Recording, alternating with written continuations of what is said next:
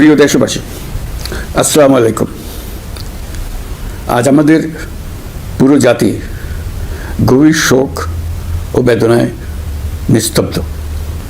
দেশের গণতান্ত্রিক রাজনীতির শীর্ষ নেত্রী, সাবেক প্রধানমন্ত্রী ও বিএনপি চেয়ারপারসন বেগম খালেদা জিয়া আর আমাদের মাঝে নেই।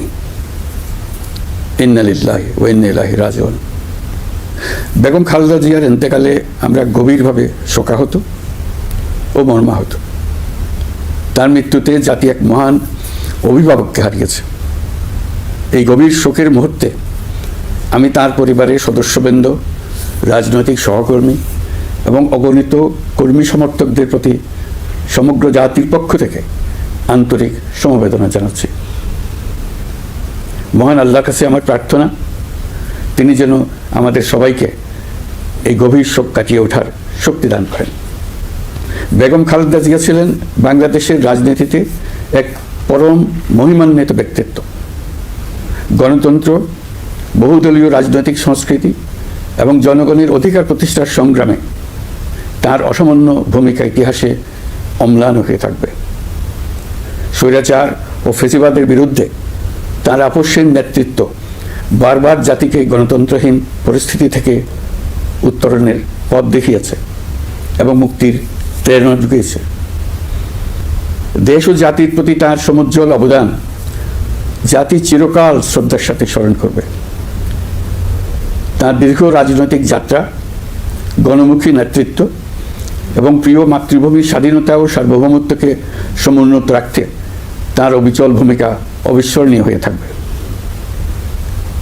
এমন একজন মহান দূরদর্শী ও নিখাদ দেশপ্রেমিক নেত্রীর শূন্যতা পূরণ হবার নয়। প্রিয় দেশবাসী, এই শোকাবহ মুহূর্তে আপনাদের প্রতি আমার উদাত্ত আহ্বান, আসুন আমরা সবাই যার যার অবস্থান থেকে মহান আল্লাহর দরবারে বেগম খালেদা জিয়ার বিদেহী আত্মার মাগফিরাত কামনা করি। একই সঙ্গে জাতির এই কঠিন সময়ে আমরা যেন ঐক্যবদ্ধ থাকি। শোকের এই সময়ে কেউ যেন অস্থিতিশীলতা বা নাশকতার অপচেষ্টা চালাতে না পারে, সে বিষয়ে আমি সবাইকে সজাগ থাকার আহ্বান জানাচ্ছি। এই সময়ে আমাদের সবার দায়িত্বশীল ভূমিকা পালন করা অত্যন্ত জরুরি।